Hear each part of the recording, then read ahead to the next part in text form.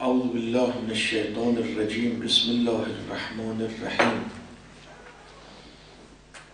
سوالی که گاهی وقتا تو مجتمع شیعی مطرح می شود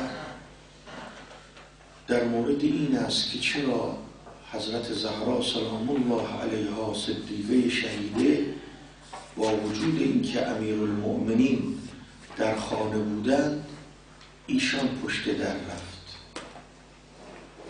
اگر کسی این سوال رو از ما بکند، یعنی از طایفه شیعه اثناعشری باشد، این نشان می‌دهد که به مقام و منزلت حضرت زهرا پی نبرده، مقام حضرت زهرا رو نشناخته که این سوال رو می‌کند.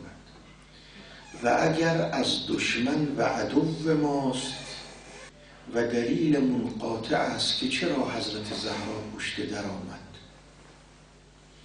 قبل از اینکه این سوال رو جواب بدم اجازه بدید یه مقدمه رو خدمتتون عرض کنم. این که پشت در آمدن، حضرت رو تهدید کردند، بعد از تهدید خانه رو سوزاندن، حضرت بین در و دیوار قرار گرفت، همه اینها از مسلمات، چون هم در منابع ما وجود دارد هم منابع اهل سنت. آنقدر این واقعه واضح و مسلم بوده که اهل سنت نتونستن این واقعه منکر بشن، لذا در متون متعددشون رو ذکر کردن.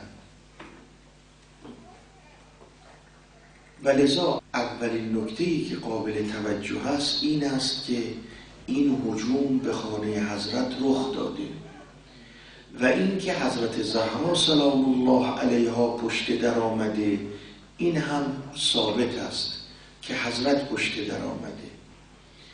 اولین سوالی که به ذهن انسان می آید، چگونه ممکن است امیرالمؤمنین با اون شجاعت، با اون دلاوری خود پشت در نیاد و همسرش پشت در بیاد. اولا روایاتی داریم، شیخ مفید آن روایت رو نقل کرده که وقتی اینا هجوم به خانه کردن، حضرت در حیاط خانه بوده، در خانه حضرت هم قسمتی باز بوده. حضرت تا صدا رو شنید و نگاه کرد اینها دارن حمله میکنن، در رو بست. از فحوای بعضی از روایات هم، روایاتی که از اهل سنت وارد شده، این معنا به دست میاد، مثل آن روایتی که مسعودی نقل کرده است که به خانه حضرت هجوم بردن، در بخاره رو سوزاندن و بدون رضایت وارد خانه حضرت شدن و امیرالمؤمنین روحی الفدا را از خانه بردن و دارد طوری در خانه رو فشار دادن که حضرت بین در و دیوار قرار گرفت. دومین نکته‌ای که قابل توجه است، شما مقام حضرت زهرا رو اگر بخواهید به وجود مقدسش پی ببرید، باید با آیات قرآن رجوع کنید.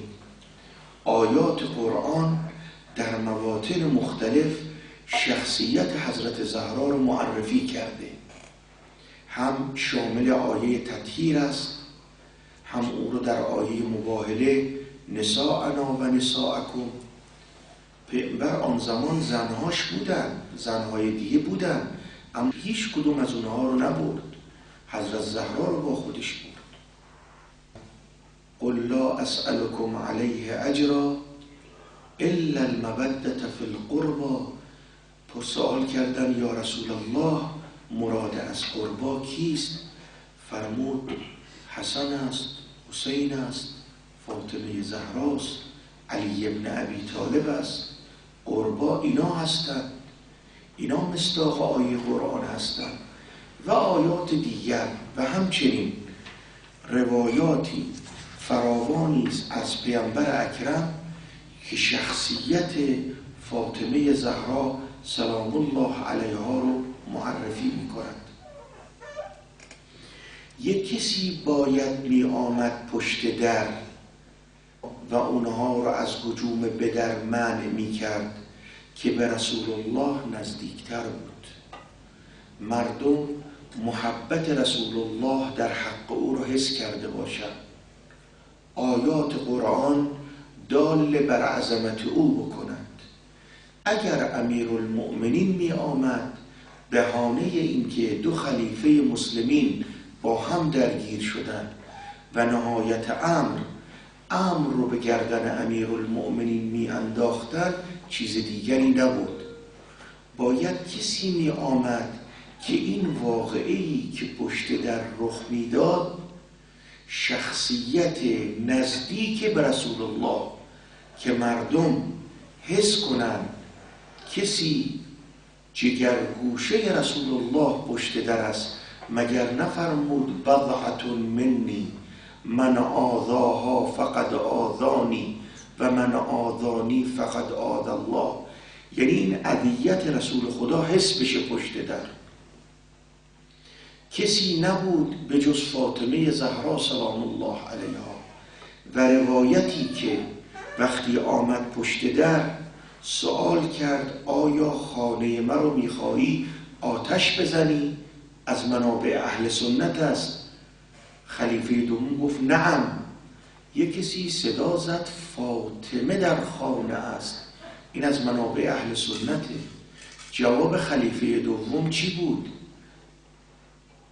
و اگر چه فاطمه در خانه باشد من این خانه رو آتش میزنم.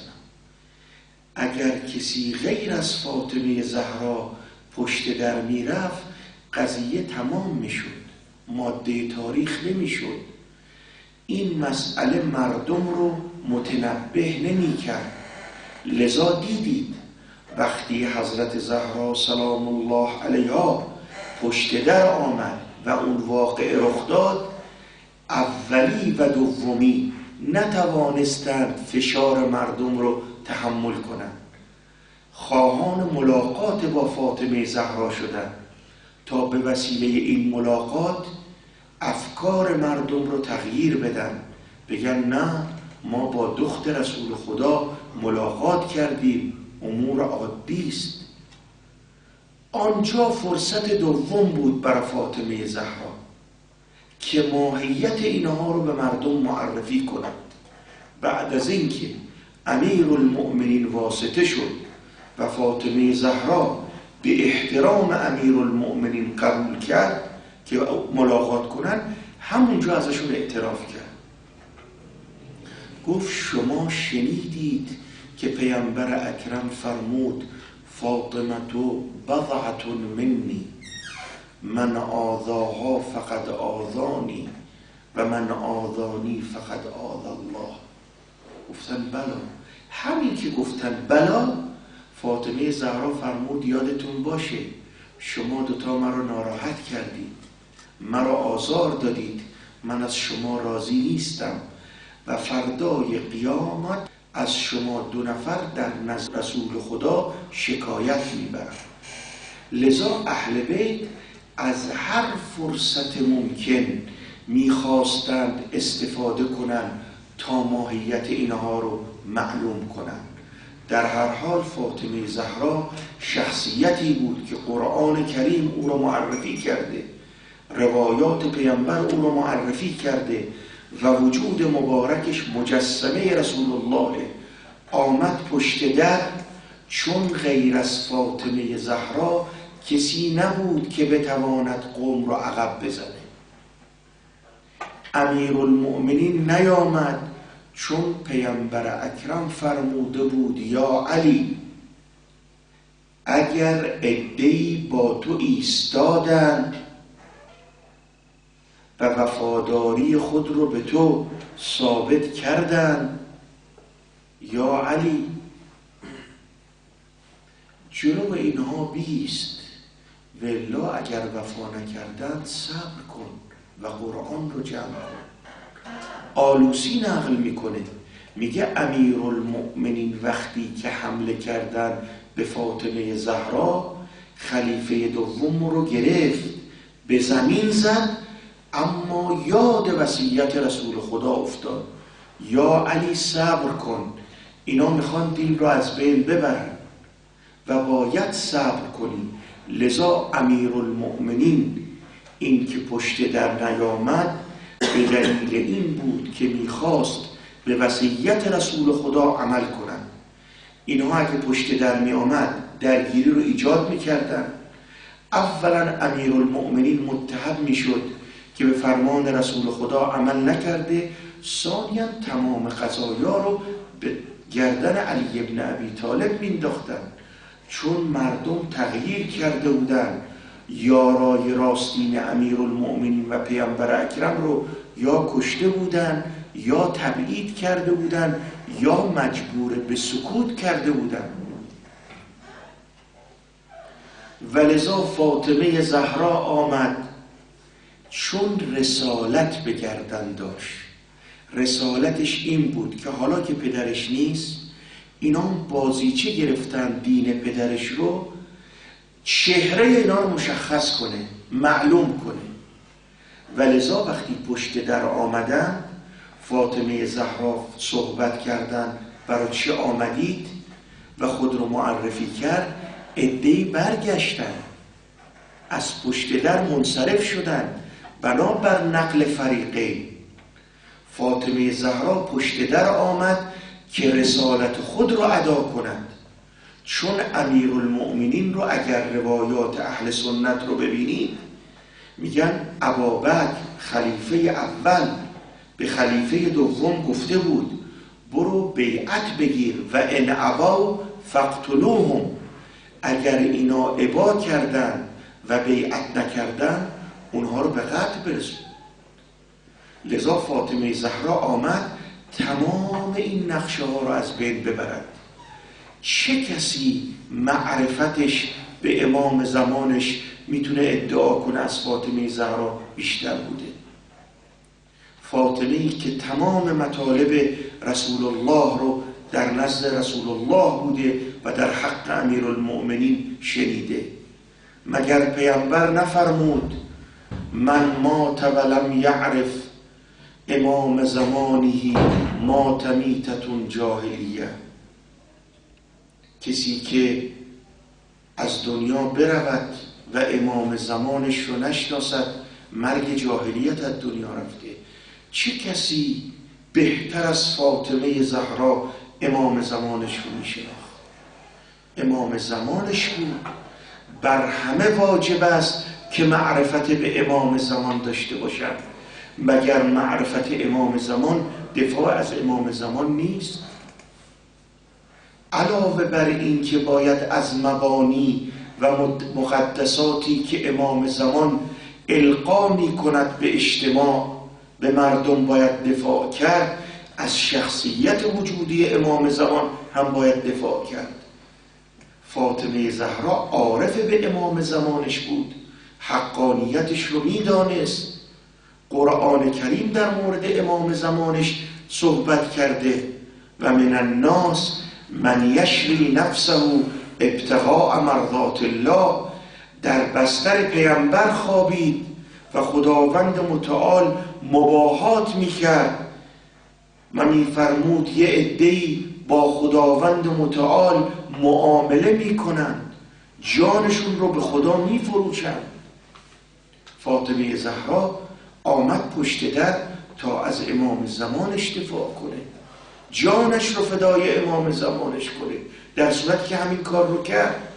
متون اهل سنت میگوید مرضت، بعد از واقعه در مریض شد و بر اثر اون مرض از دنیا رفت. فاطمه زهرا پشت در آمد، چون دفاع از امام معصوم بر همه واجب است. شما اگر امام معصوم روحی له الفدا تو خطر بیفته، شما باید خطر رو به جان بخرید. اگر کسی امام معصوم نعوذ بالله امام زمان رو قصد کرد که بکشد، تو باید خودت رو جانت رو فدا کنی که به امام زمان ضربه وارد نشود. واجب است از امام معصوم دفاع کردن. شما که عظمت حضرت زهرا رو نمیدانید، شما جگرگوشه پیامبر اکرم رو مقامش رو که نمیدانید، باید این اشکال رو بکنید. و الا اگر مقام و منزلت فاطمه زهرا سلام الله علیها رو میدانستید این سوال رو نمی کردید. فاطمه پشت در آمد چون قوم هجوم کردن به خانه تا علی ابن ابی طالب رو یا ببرن یا به قتل برسانن.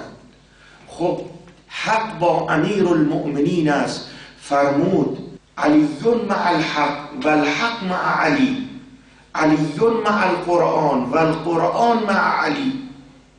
حقانیتش روشن بود، بدیهی بود، و لذا فاطمه زهرا آمد که از امام معصومش دفاع کند، جانش رو فدا کند. همین کار رو هم کرد، جان رو فدا کرد تا امام معصوم زنده بماند. چون وقتی که به خانه هجوم بردن، فاطمه زهرا سلام الله علیها بین در و دیوار قرار گرفت و به زمین افتاد، دیگه اینا جرأت نکردن نقشه بعدیشون رو عملی کنن.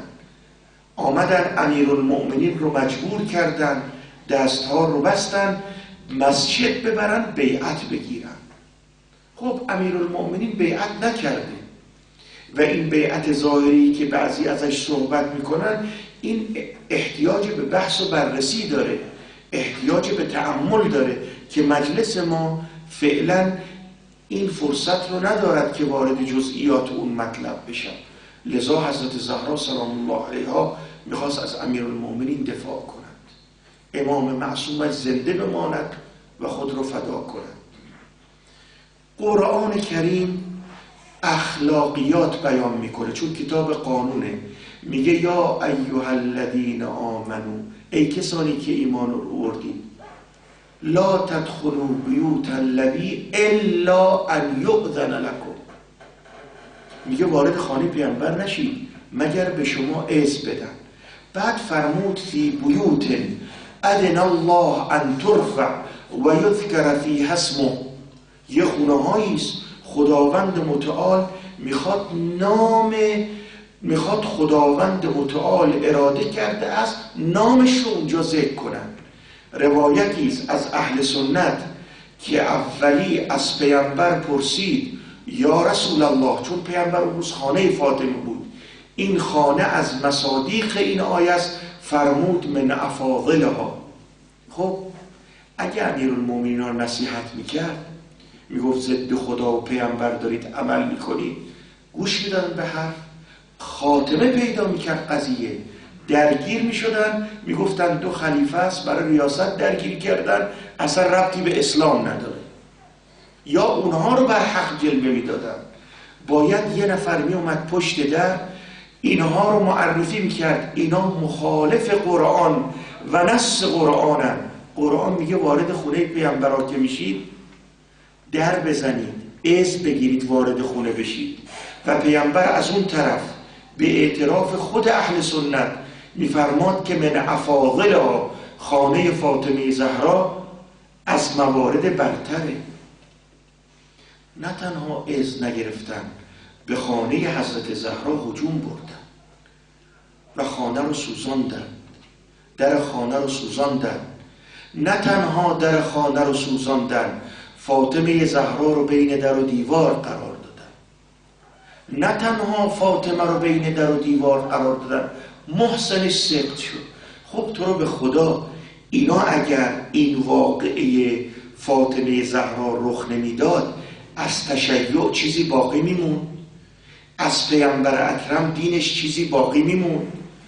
امروز اصلا فاطمه زهرا پشت در آمد که تشیع و آنچه که خداوند متعال به واسطه وحی به پیامبر اکرم رسانده بود، فاطمه زهرا آمد که اون رو زنده نگاه دارد، ماده تاریخ بشه تا همه بدونن که آقا همچین واقعی در تاریخ رخ داده. یک مسئله دیگه خیلی قابل تأمل است. آیات روایات گویای شخصیت فاطمه زهراست. فاطمه زهرا یک مقام الهی داشت. قبل از خلقت آدم اون نورش بر روی عرش می درخشید و لذا فرمود و لذا خداوند متعال فرمود یا آدم، این نورهایی رو که وقتی سوال کرد آدم که این بر عرش چه نوری است که می درخشد، فرمود این نور بهترین بندگان خداست. بعد نام بردن پیامبر اکرم رو، علی ابن ابی طالب رو، حسن و حسین رو و فاطمه زهرا رو. این مقام فاطمه زهراست که به نص آیات قرآن و روایاتی که پیامبر اکرم روحی لالفدا برای ما به یادگار گذاشته، واقعه دار انکار نشد تو تاریخ، یعنی ماده تاریخ شد، هرچند که انکار کردن بعضی ها، ولی ماده تاریخ شد به خاطر اینکه به واسطه همین دفاع فاطمه زهراست دین زنده نگاه داشته می شود. این که میگم ماده تاریخ شد، امیرالمؤمنین اگه پشت در می آمد قضیه را تمام می کردن. مثل قضایای دیگری که رخ داد، اینا را اصلا از تاریخ برداشتن و به خودشون نسبت دادن. صدیق رو نسبت به خلیفه اول دادن. تمام اون مطالبی که پیامبر در حق امیرالمؤمنین گفته بود نسبت به خلیفه اول و دوم دادن. جعل حدیث کردن، هر آنچه خواستن در دین بازی کردن که خیلی ها رو به خاطر اینکه حدیث جعل کنن انتخاب کردن و اونها رو مجبور کردن حدیث جعل کنن در فضل اولی و دومی. فاطمه زهرا آمد که ماده تاریخ بشه. ماده تاریخ که شد، هر کسی که بخواهد حق رو تشخیص بده، یکی از موارش قضیه فاطمه زهراست. این مستبصرینی که شما میبینید خیلی مستبصر هست. سوال میکنید چی شد که شما شیعه شدید؟ چه کسی در شما، چه چیزی در شما اثر کرد؟ میگه واقعه دار. چون ما شنیدیم فاطمه زهرا بنابر متون ما، متونی که از اهل سنت هست، در سن کم از دنیا رفته. خواستیم ببینیم علت مرض فاطمه چه بود. وقتی رجوع کردیم دیدیم متون ما ذکر می کند که ضربها فلان علی جنبها علی بطنها، ضربها فلان بالصوت، ضربها قنفذ، ضربها خالد ابن ولید، ضربها عمر. خب اینا چه گناهی کرده بود دختره به این سن کم؟ این خودش متنبه میکنه. فاطمه زهرا پشت در آمد که واقعی رو ایجاد کند که هر انسان منصف رو متزلزل کنه، هر انسان منصف رو تغییر بده. شما الان میبینید که عامه پیامبر امر کرده است به واسطه کلام وحی و جادلهم بالتی هی احسن. امر خداوند متعال است به پیامبر اکرم و جادلهم بالتی هی احسن. یعنی ای پیامبر وقتی باشون مجادله میکنی بهترین طریق رو انتخاب کن. ما یه سوال میکنیم، شما میگید فاطمه زهرا چرا پشت در آمد؟ ما سوال میکنیم چرا فاطمه زهرا در صغر سن از دنیا رفت؟ مگه پشت در چی واقع شد که بعد از واقعه در مریض شد و از دنیا رفت؟ چی میگن؟ اینو ابن ابوالحدید معتزلی در شرح نهج البلاغه دفاع از خلیفه اول و دوم میکنه. این سنی معتزلی بوده. یه قضیه‌ای رو از استادش نقل میکنه، جالبه. میگه از استادم سوال کردم استاد، حبار ابن اسود یه نیزه‌ای زده به کجاوه زینب دختر پیامبر اکرم. این زینب سقط کرده. پیامبر که فرمود در حبار ابن اسود هدره، یعنی خونش مباهه، این شخص مرتکب قتل شده. ابن ابوالحدید میگه به استادم گفتم استاد اگر پیامبر بود و اولی و دومی بودن و این مصیبت رو سر فاطمه زهرا آوردن، پیامبر اکرم چی حکم میکرد؟ عامه چی حکم میکرد؟ اهل سنت میگه فاطمه زهرا چه گناهی داشت که محسنش رو سخت کردن؟ مگه چه گناهی مرتکب شده بود؟ غیر از این که مشیتش مشیت رسول خدا بود، کلامش کلام رسول خدا بود، مجسمه تقوا و دین بود. مگر غیر از اون است که خداوند متعال به نام حجتش او رو دعوت کرد که در مباهله حاضر بشه؟ فاطمه زهرا قدرش رو ندانستیم، مقامش رو ندانستیم، شخصیتش رو ندانستیم که سوال میکنیم چرا فاطمه زهرا پشت در آمد. فاطمه زهرا عارف به کلمات و انوار الهی بود. فاطمه زهرا یادگار پیامبر بود، منبع نور پیامبر بود. فاطمه زهرا عملش حجت است بر همه ما. میگه چرا علی ابن ابی طالب تو خانه نشسته بود و فاطمه رفت در رو باز کرد؟ مگر نمیگویید شما عمل پیامبر سنت است، کلام پیامبر سنت است؟ مگه پیامبر در متون شما نیست که امر کرد به زنهای خودش در رو باز کنید؟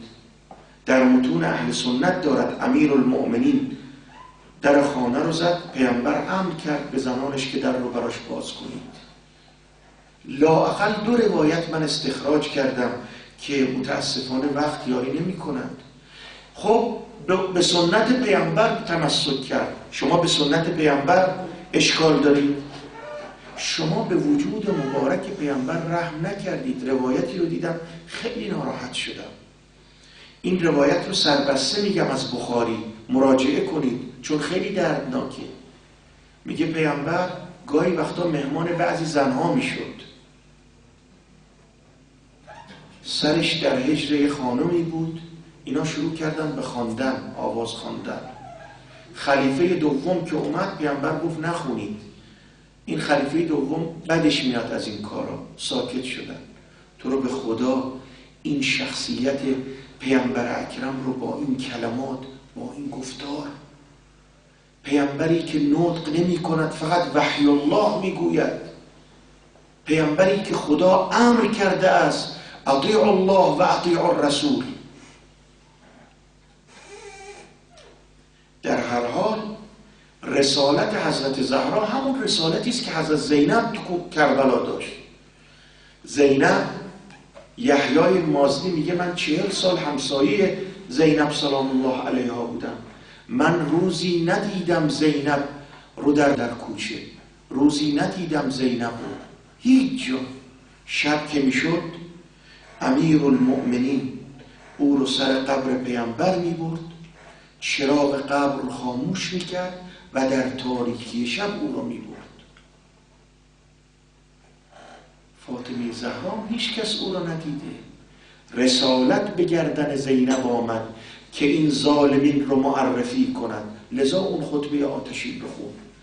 و فاطمه زهرا رسالت به گردنش آمد چون امیرالمؤمنین اگر خارج میشد تمام کارها و افعال و گفتار امیرالمؤمنین رو با اون حیل انکار میکردن، ولی فاطمه زهرا رو نمیتوانستن چون این جگرگوشه رسول الله هست و تمام وقایع رو دیده بودن. رسول الله وقتی فاطمه زهرا سلام الله علیها می آمدن جاشون رو به فاطمه زهرا می دادن، می بوسید سینه فاطمه رو. عایشه اعتراض کرد، گفت عایشه تو چی می فهمی؟ من بوی بهشت رو از فاطمه استشمام می کنم. فلانی و فلانی، شما واقعاً وقتی که این مقام و این عظمت رو نمیتوانی درک کنی باید این سوال برای تو پیش بیاید که چرا فاطمه پشت در آمد. فاطمه پشت در آمد حجت رو تمام کنه. فاطمه پشت در آمد از امام زمانش دفاع کنه.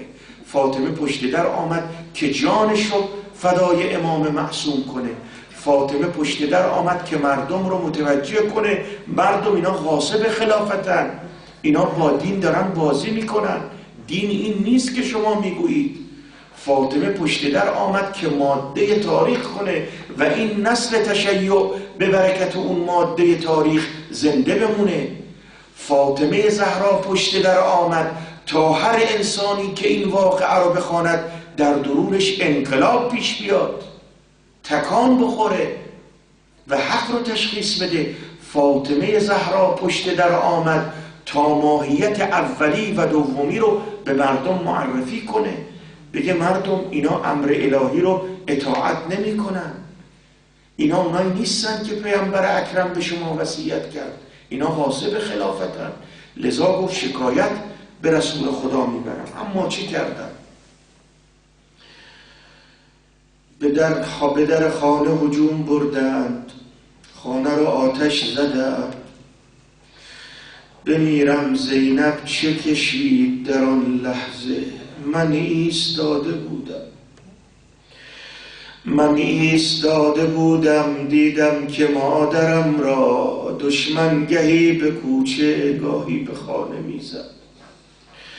گردیده بود قنفذ هم دست با مغیره، او با غلاف شمشیر او تازیانه میزد. خیلی مصائب رو دیده زینب، یه منظری هم مشاهده کرد امام زمان و شمر جالسون علی صدره. یه صحنه دیگه هم مشاهده کرد، نحن رضضنا السعد بعد الظهری. معنای عبارت اینه ما کاری کردیم که استخوان‌های سید الشهدا، سینه سید الشهدا رو نرم کردیم. الا لعنت الله علی القوم الظالمین. صلوات بر محمد و آله.